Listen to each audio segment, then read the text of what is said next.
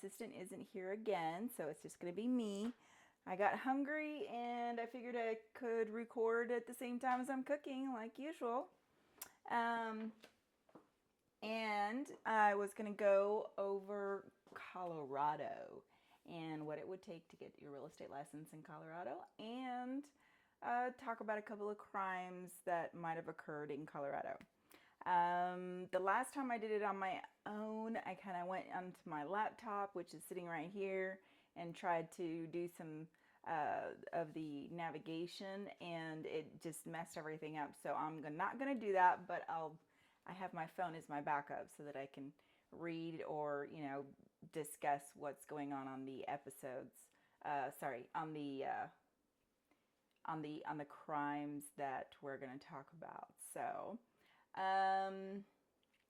I've got a few meals to choose from, but today I decided that I'm going to do meatballs, cherry glazed pork meatballs. They sounded delicious. So, this is going to be a really easy yeah, it should be fairly easy. It says to bake my carrots in the oven, so we're going to go ahead and turn that on and get our ingredients together. Voila. We're going to get our ingredients together and start talking about Colorado and what it takes to get our real estate license in that state. Last night I had this meal right here, which I should have recorded last night too, but I just didn't. Yellow rice chicken bowls. It's one of my favorites. It is delicious, y'all. And this is the second time I've had it. So I think I'm going to start getting ones that I've had before, because I've already been doing this for several months now. So I'm sure that some of the menu is going to start to repeat. But now I know which ones I like, so I'll be able to choose the ones that I do like.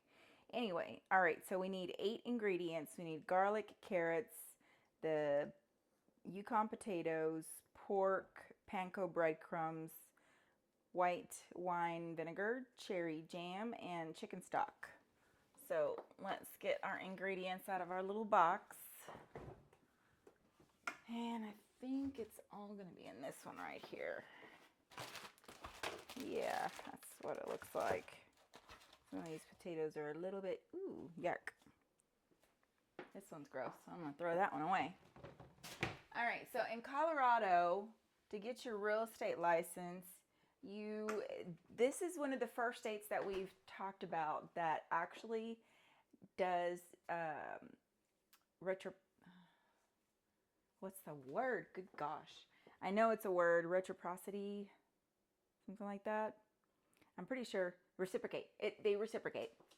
So if you have your real estate license in another state, you can get your real estate license in Colorado by just taking the exam and filling out the application. I think they still want you to do fingerprints, and you'll probably have to give them a copy of your education from the state that you do have a real estate license in. And then there was some other things about broker. If you were a broker for only a year, the year prior, then you still have to be an associate broker.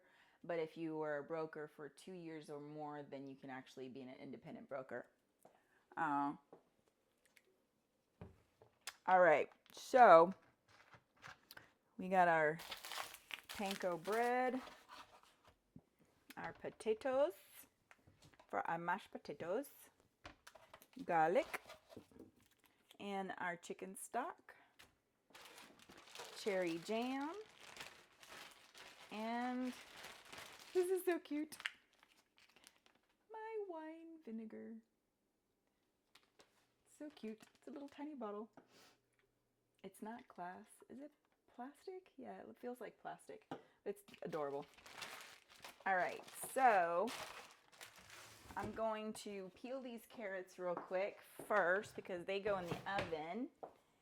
And then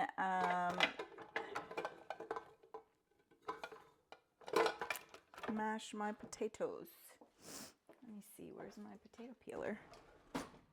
Ah, it got put away. Good job. All right, so they do require in Colorado. Let's see. I sent myself the link, so hopefully this works. All right, so you do have to get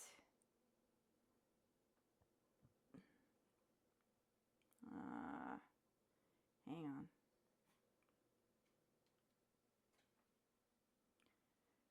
Get my license.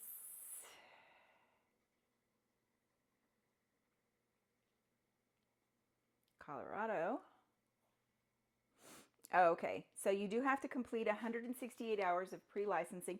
This is assuming that you don't already have your real estate license. So, and you're not coming from another state. So you do need to have 168 hours. Still not quite as much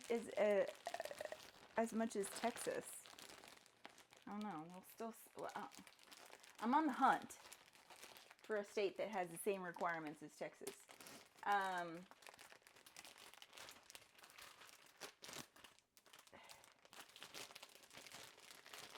You have to be 18 years old, and I believe you also have to be a resident of Colorado. But let me double check that.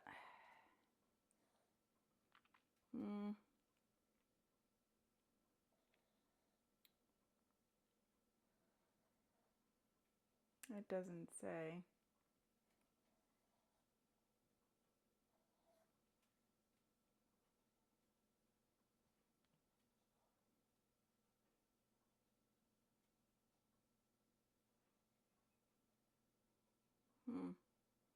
All right. Well, oh, wait, no.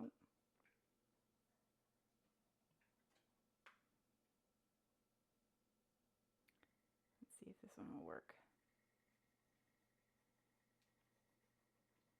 No, that's the same thing. Okay. All right. So I'm pretty sure you still have to be 18 years old.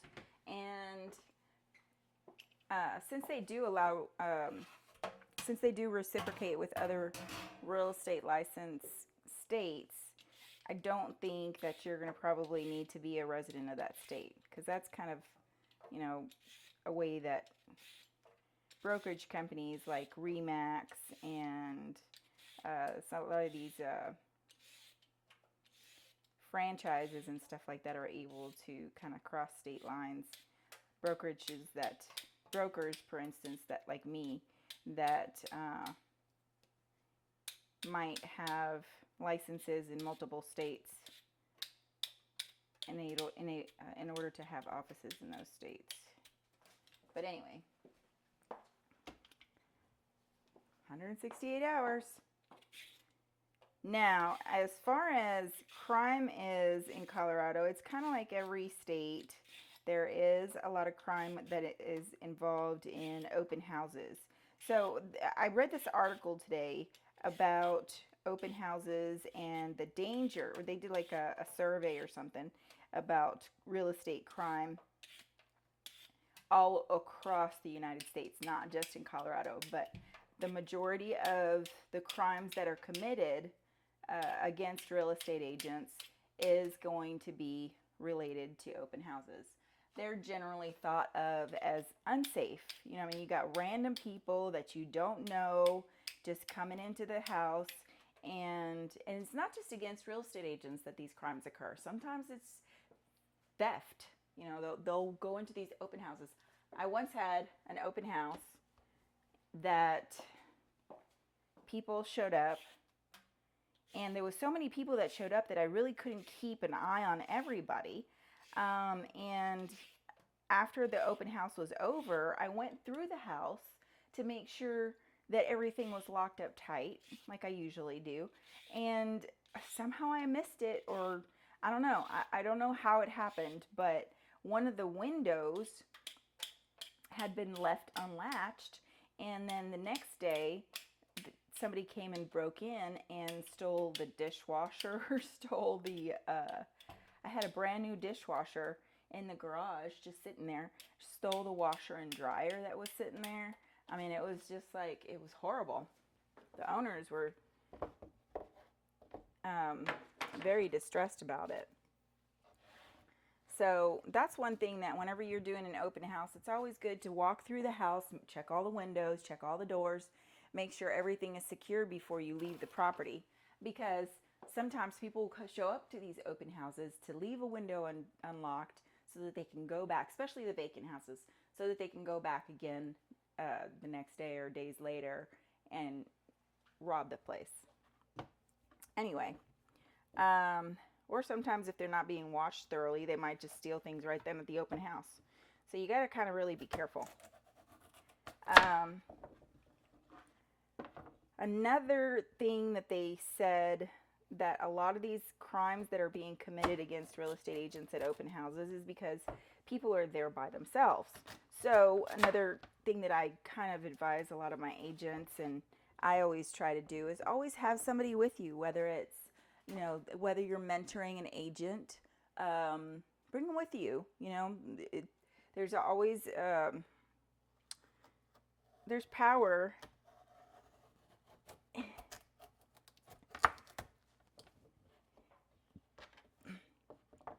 there's a, what's the word? Oh my gosh, I can't even think right now.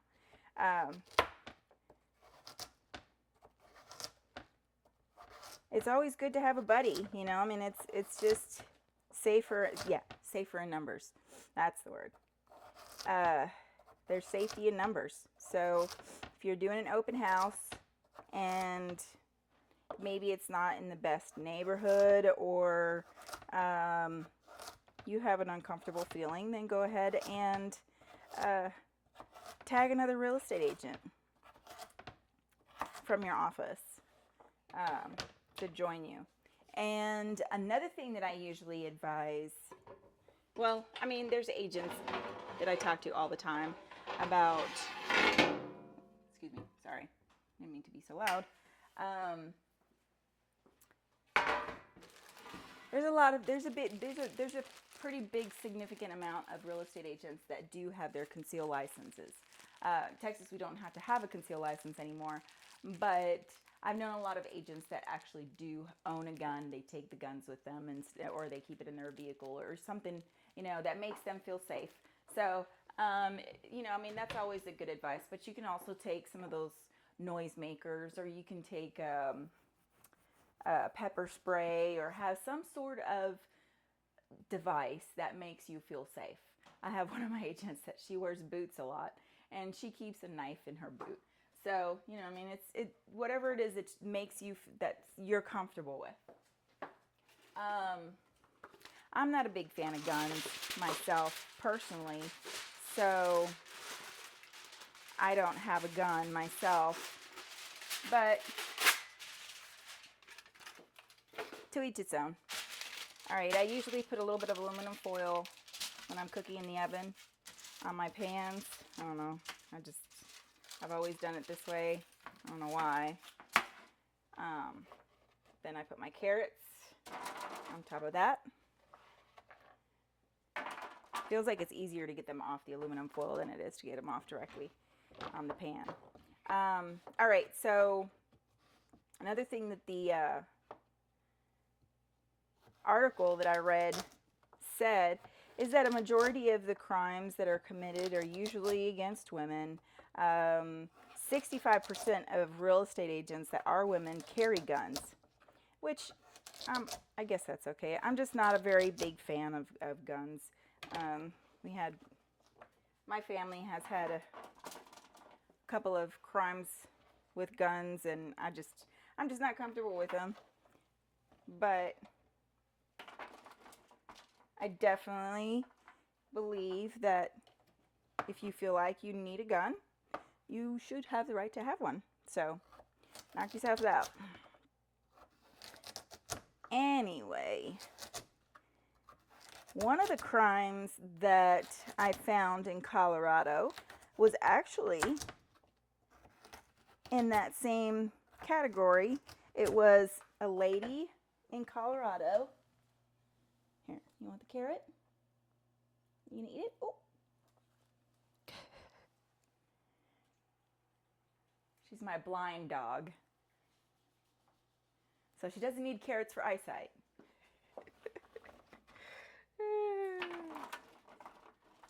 but she's eating it.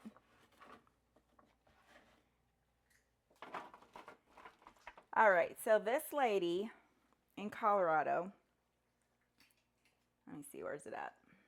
Here it is.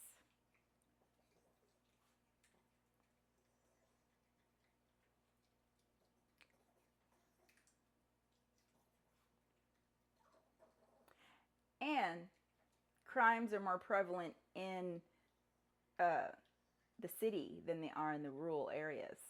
So just because you're going out to a house that's out in the middle of nowhere doesn't mean that you're not safe. But, you know, I mean, everybody has to do business in the level in which they feel most comfortable.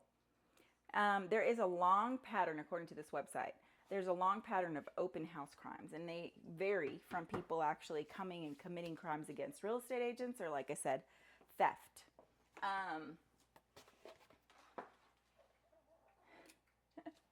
There's one here that says that there was a gentleman that was posing as a real estate agent, and he would go to open houses and pretend to be a real estate agent to case a celebrity's homes. So, and then there's people that are posing as home buyers in order to steal things through the house. A lot of petty theft.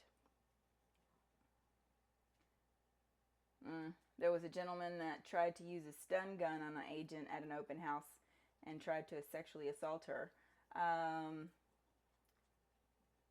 Okay, so another high-profile incident, albeit one with a very different outcome, happened in August this year. At the time, Colorado agent Donna Hetzer was conducting an open house in Commerce City when a visitor who had initially asked questions about the listing suddenly threatened her with a knife and bear spray. I didn't even know that was a thing. Bear spray. Anyway, the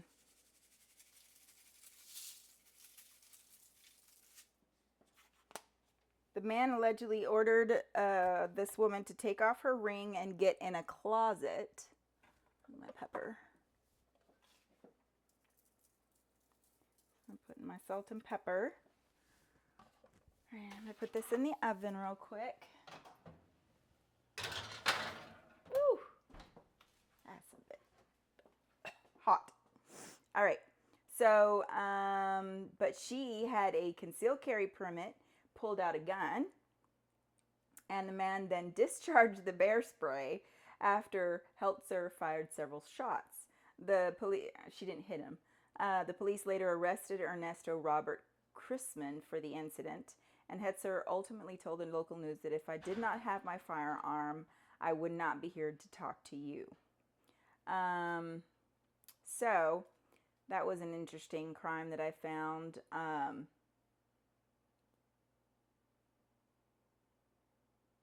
it seems like there's a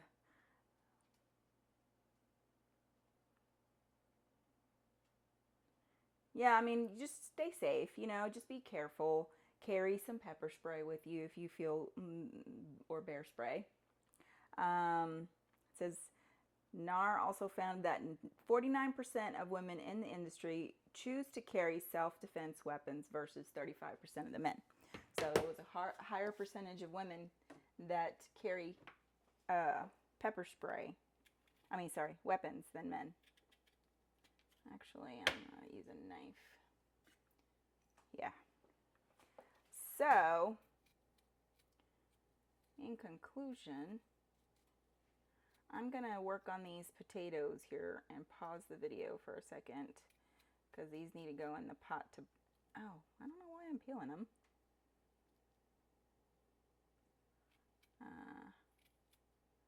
Peeling off some of this stuff. I'll chop these up. There's nothing yucky on this one. Oh, that's good.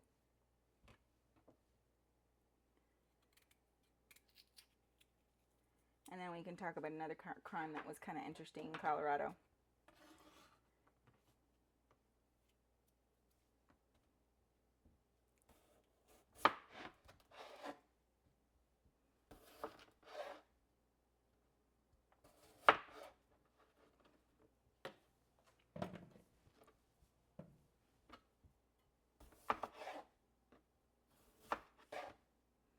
then we're going to do our meatballs. They make it, I've done meatballs once before with this company and they were really easy to make, so this is not a lot of potatoes, but I'm sure it'll be fine.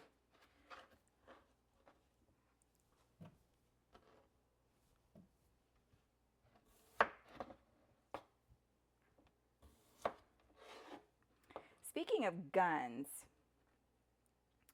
there's a lot of hullabaloo, obviously, with the case that just occurred with Kyle Rittenhouse. And I've been watching this TV show called Trial by Media. I'm sure he's going to be on there at some point. And there was a case in New York back in the 80s. Gentleman by the name of Bernhard Goetz was called the Subway Vigilante. The Subway Vigilante. And he wound up shooting 4 boys in the subway. And that were known for, I don't know how to say it, not robbery, but intimidation. And they would there was 4 of them, and they would go to the subway and they would crowd somebody a little bit too much and ask them for money and have some sharp tools and stuff with them. So they would make people feel kind of unsafe, and people would just do whatever they wanted to keep from getting stabbed or beaten or whatever. Anyway, so these hoodlums, youths, were in the subway, and this gentleman shot all 4 of them and then ran away. So for a couple of weeks, I guess, the media and the police, they were looking for the guy that they called, or they dubbed, the Subway Vigilante, because all the witnesses said that he was basically defending himself. These kids had done this before. Anyway, at some point, he turns himself in. They had no evidence. The guy could have just walked away and never said a thing, and nobody would have been able to catch him. This was back in the 80s when they didn't have a lot of cameras and stuff. And the similarities of this case and Kyle Rittenhouse, it's interesting to compare and contrast the two. I mean, it was very different in the aspect that it was in New York. It wasn't during a protest. It was an older gentleman. I want to say he was in his 40s, not a child. It was with a handgun, not a AR, whatever. AR-15, is that what it is? And he actually did shoot black kids and not white people, and he didn't kill them either. They didn't die. They were just shot. One of them was one of the young boys was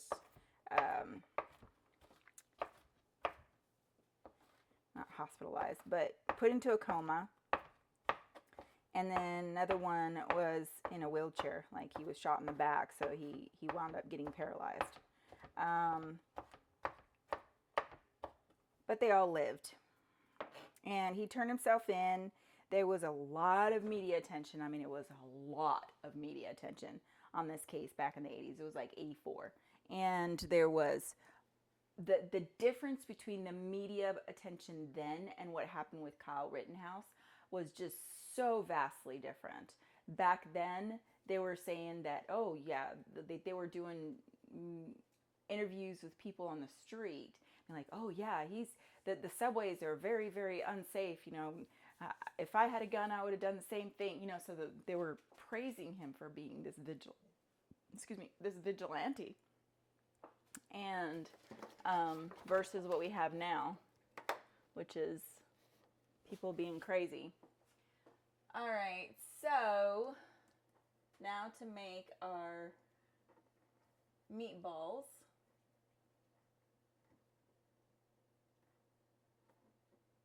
Half of the garlic, salt, and pepper. All right, let me get me a bowl. Where's my bowl? Where did my bowl go?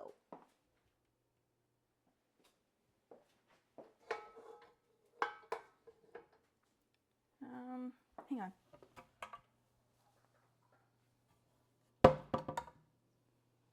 Nope. There's one. Okay. Where's my meat?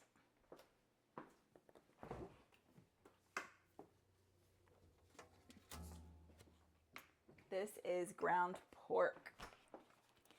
So we're going to put half of the garlic, panko, salt and pepper, and pork in a bowl. All right, well, anyway, and then they showed a video of this guy during his confession, because, I mean, he confessed to everything. He said what he did, that he was in the subway, and these 4 kids corralled around him and demanded that they give him money, that he give them money. And at first he was going to give them money, but then they started to pressure him some more, and he just took his gun out and shot them all 4, like, you know.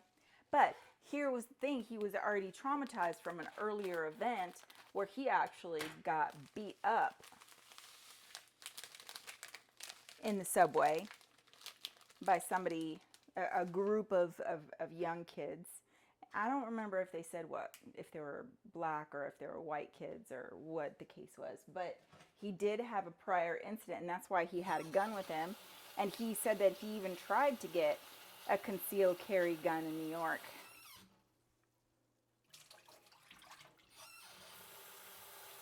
But after paying $2,000, which back in the 80s, that was probably a lot of money. He paid like $2,000 and did all the fingerprint and the background check, and he was denied. Basically, not necessarily because he had anything in his background, because he was never been arrested for anything, but simply because it was just that hard in New York to get a gun permit back then. You had to have a really valid reason, like you were a police officer, or I don't know why I just put pepper in my mashed potatoes, but that's fine. It'll be all right.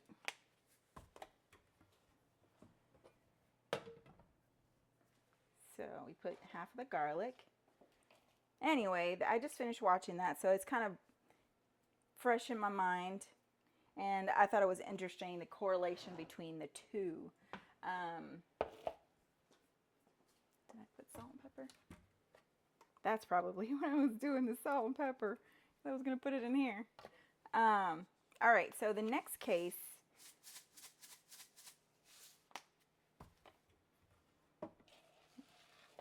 let's see if that turns out a little bit too salty. The next case that I found was of this young lady. She was a real estate agent, and she got arrested. She got arrested herself. Oh, there's my bowls. Dum-dum. She was arrested because she had been embezzling from her property management. Like, she was keeping back some of the rent or whatever from the landlords, and she was stealing the rent money. And she got arrested, and there's a little twist on this one. It's kind of weird, but she admitted to the crime, and she was, you know, in prison at the time, or not in prison. She was in the detention center, kind of like the holding cells, where you go before you go in front of a judge, you know, like at the courthouse or whatever. And apparently there was another inmate in the cell with her and attacked her. And so she sued the district attorney's office, or the sheriff's office or whatever, because they did not adequately protect her, and she was attacked. Oh man, I should have taken that off. by some deranged lunatic. And, excuse me, in one of the cells. Anyway, she wound up stealing like $200,000, which this was very recent. This was like in the last, I think it said it was 2019. So she wound up stealing like $200,000 from landlords and stuff like that. And it always boggles my mind when people do those kinds of petty crimes like that, that it's practically for nothing. You know, I mean, $200,000 in the grand scheme of things, because, I mean, it was over a period of years. It wasn't just like, you know, she did that over in 1 year period. It was like over a period of many, many years, and $200,000 is not a lot of money. So I just never really quite get it. All right, so now we're going to roll our little meatballs. I probably should put them over here for right now.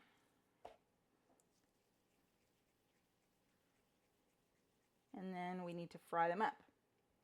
So maybe I heat up some oil. Shouldn't have done that.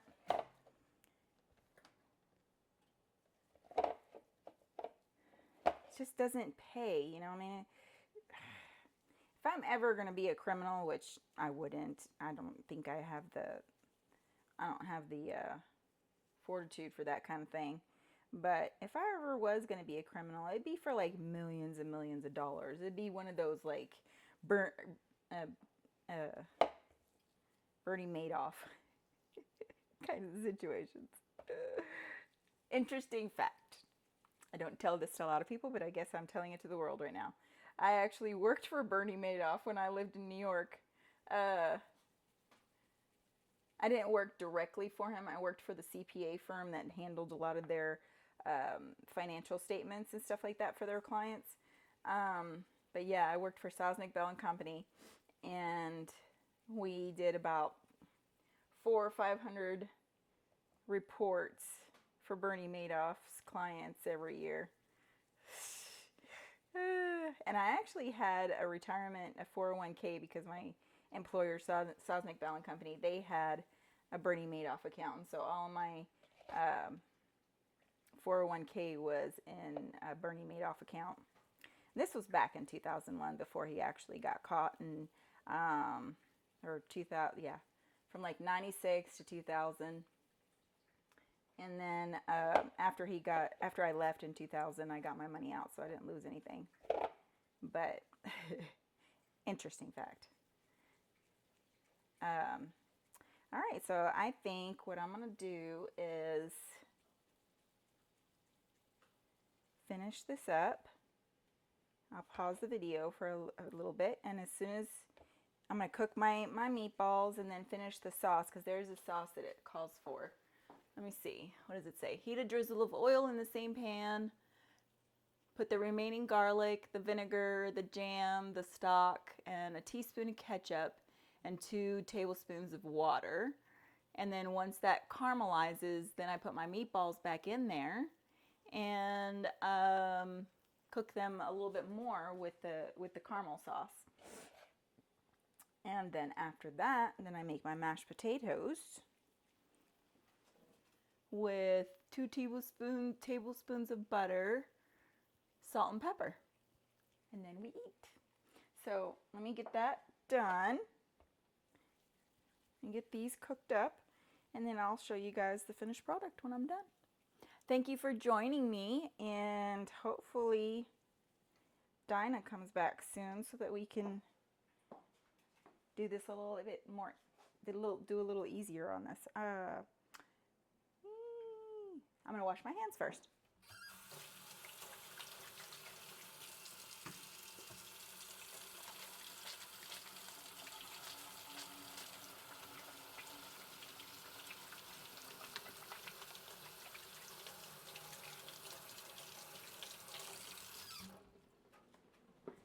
That's always gross.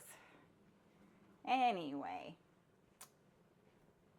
hopefully we all learned something today. Be safe, and I will see you soon. Okay, while my meatballs are cooking. Oh, sorry, baby. All right, so Realtor convicted of theft settles assault claim against El Paso County for $15,000. So she got $15,000 out of the county for this assault that occurred in the courthouse holding cell. So she was a Colorado real estate broker who admitted to stealing tens of thousands of dollars from landlords and tenants.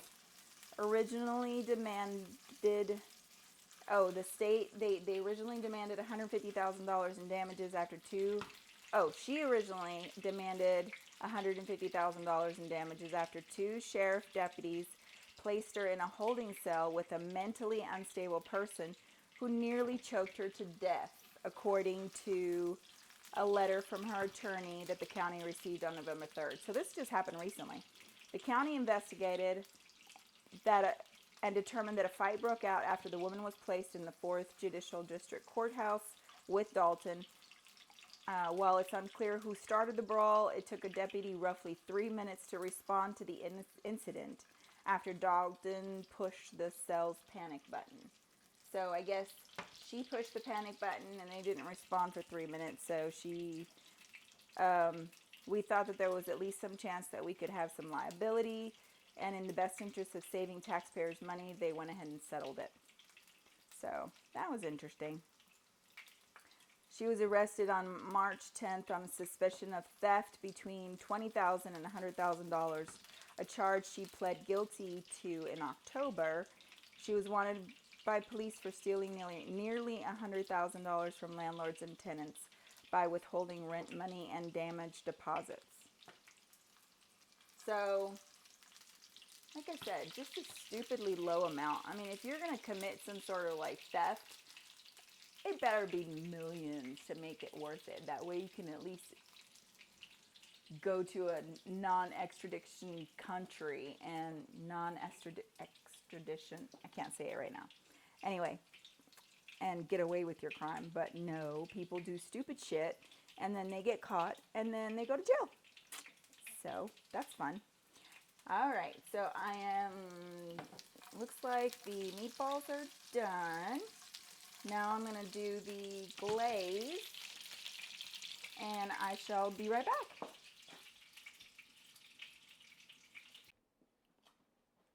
Okay, here is my cherry glazed pork meatballs. Oh my gosh, that's really hot. Okay, so it looks pretty good. Smells pretty good. And I have enough for a meal tomorrow. So I am good to go.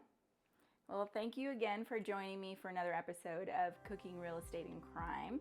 And hopefully we'll have Dinah here for next week and we will discuss